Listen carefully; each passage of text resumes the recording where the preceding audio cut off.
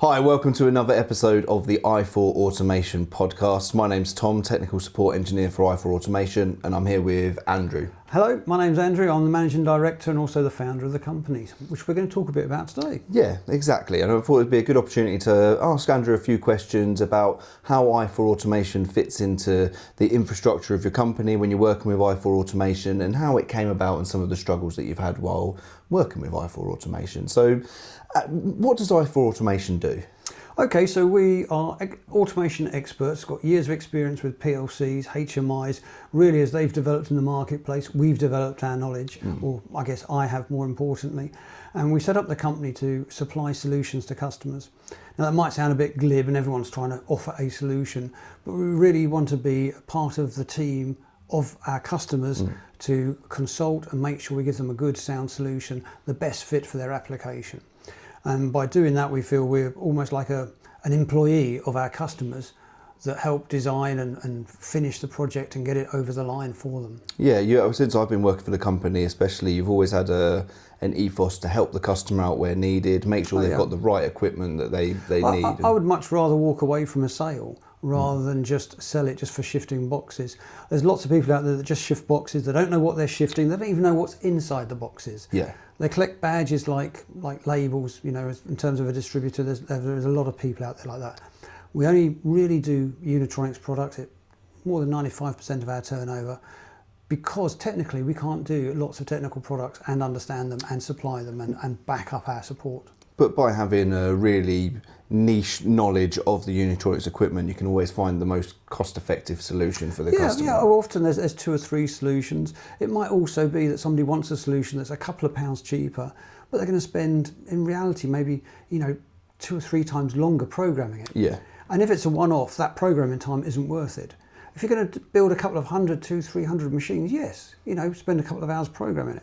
And it's by understanding that we can offer a better solution for the customer. And so then after sales, that continues where you can support the customer because we've got such good knowledge of the Well, that's why we started the free training. Okay. As much as to get the customer up and running, so they're not always on the phone to us, because engineers like to be self-sufficient. Yeah. They don't like to always be on the phone asking somebody questions, opening manuals, reading it, and feeling a bit lost.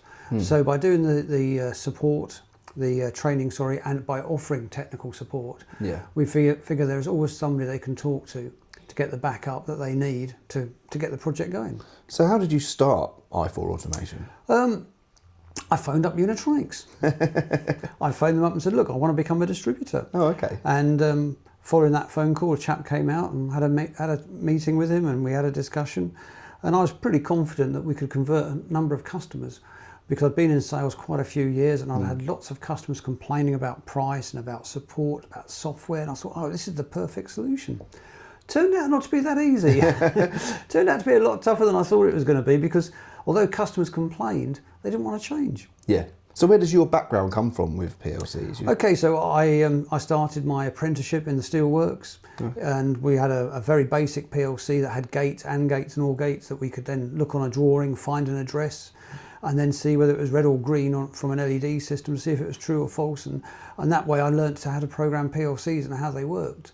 And now, of course, they're a lot different, a lot more complicated. And I don't do any programming because it's gone beyond my pay grade. It's a lot more complicated now. Okay. That's where you come in. Yes. So where did you come from when you're working in the steel industry? You're doing bits and pieces with some basic automation equipment.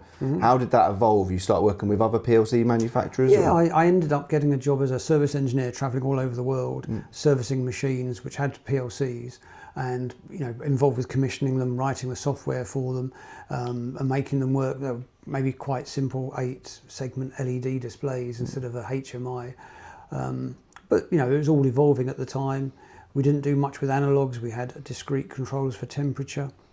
And now we can fit it all into a PLC, so it really has changed drastically. Yeah. So when did you actually start i4 Automation from doing that? Come this summer of 2026, it will be 17 years. So wow. Let's say 16 and a half years at the moment. Yeah. At time of recording.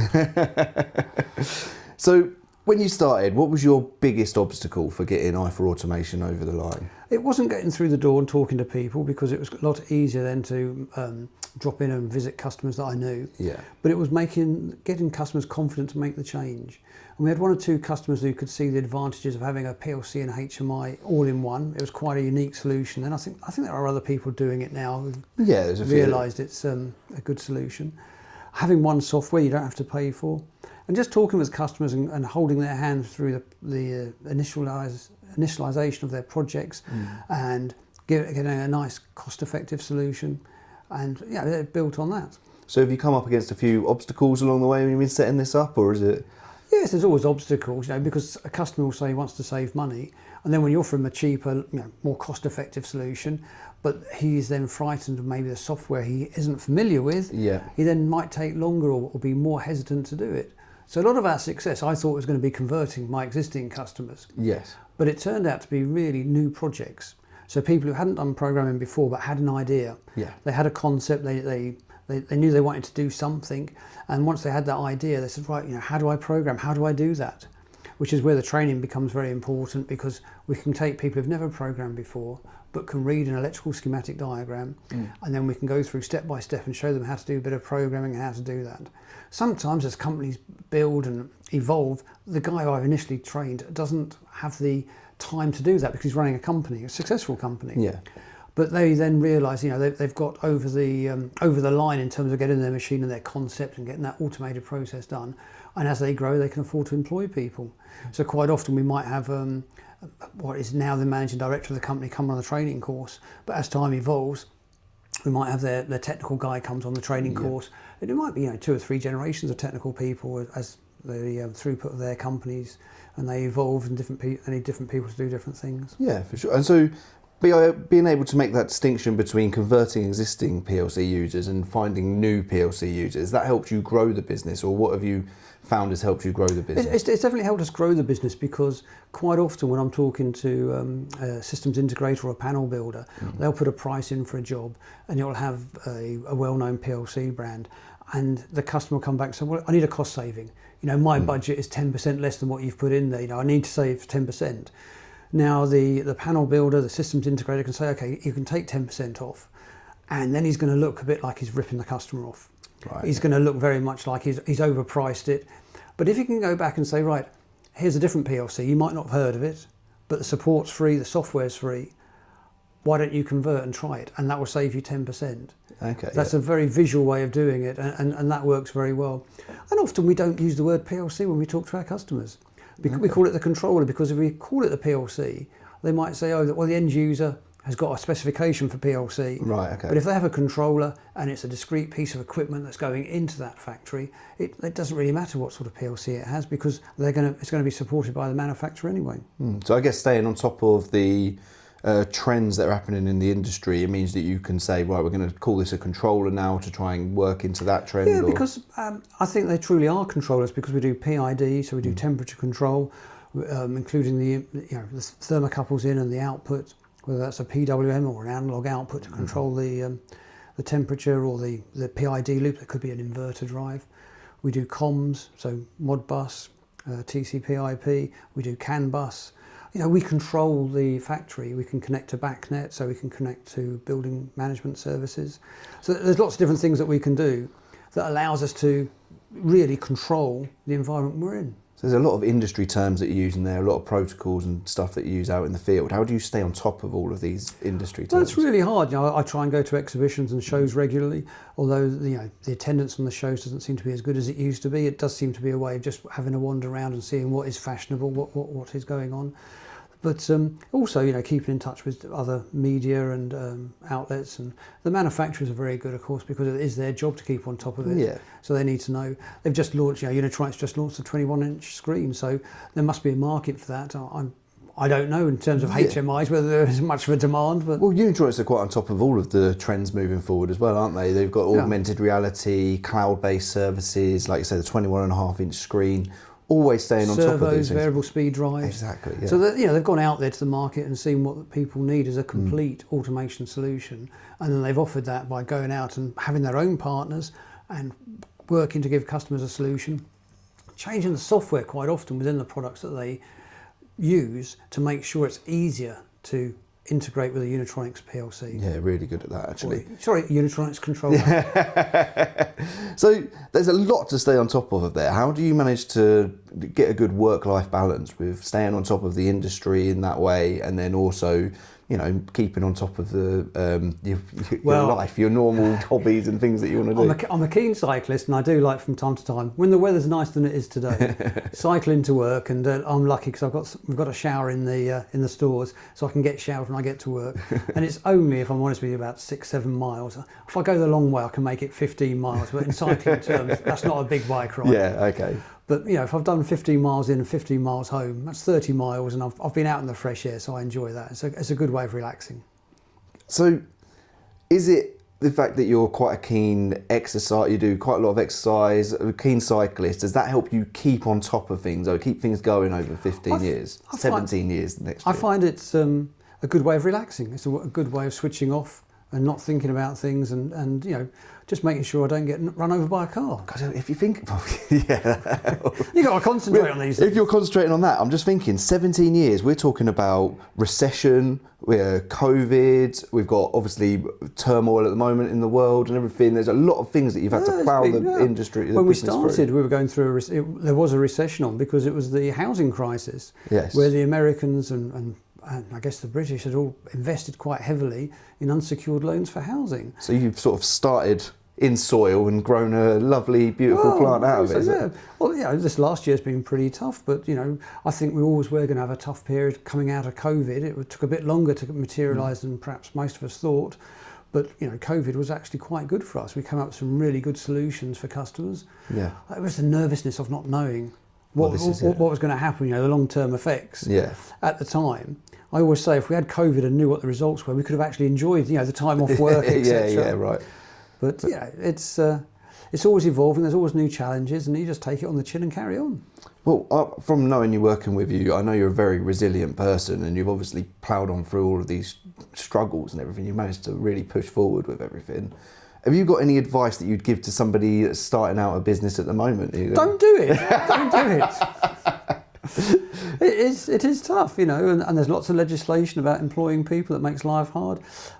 Yeah, I don't know if I would do it again, if I'm really honest with you. But hey.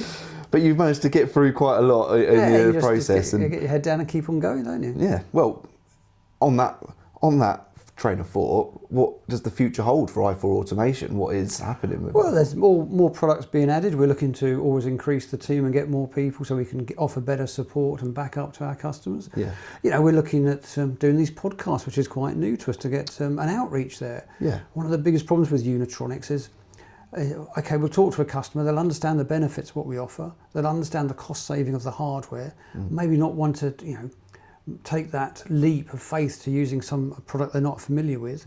So we need to make customers more familiar with the product. We need to make sure they don't feel it's such a risk. And that's why we do, as I've said before, the training, the backup and the support.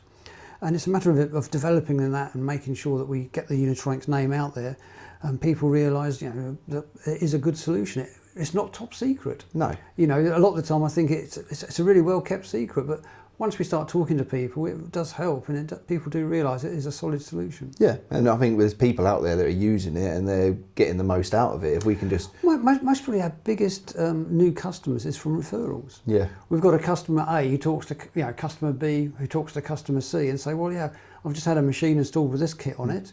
It's a good price. It does what I want to do.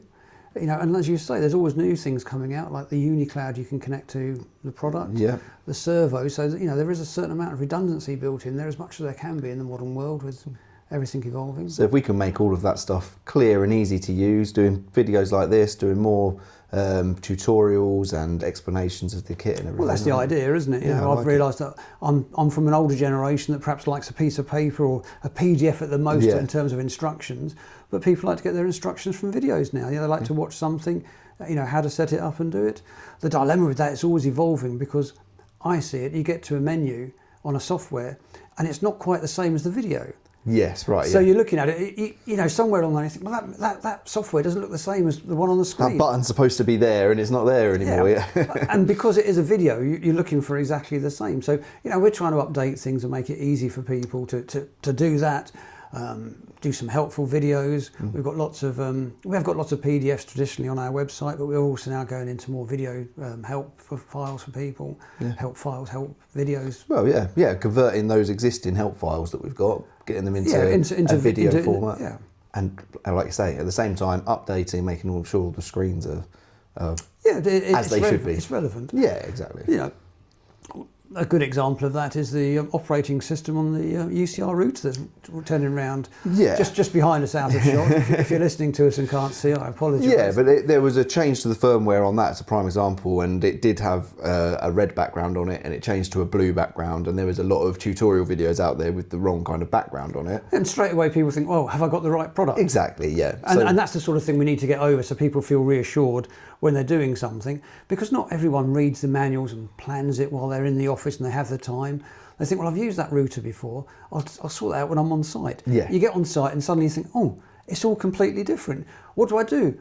I want to get home. You know, I've got to take the wife out tonight. I've got things to do, and they're all under pressure then. You know, and that's obviously where we come in terms of supporting them. But exactly that. Hopefully, by making those videos and those tutorials, it'll make it easier for people when they do get stuck. 24/7 support, UK.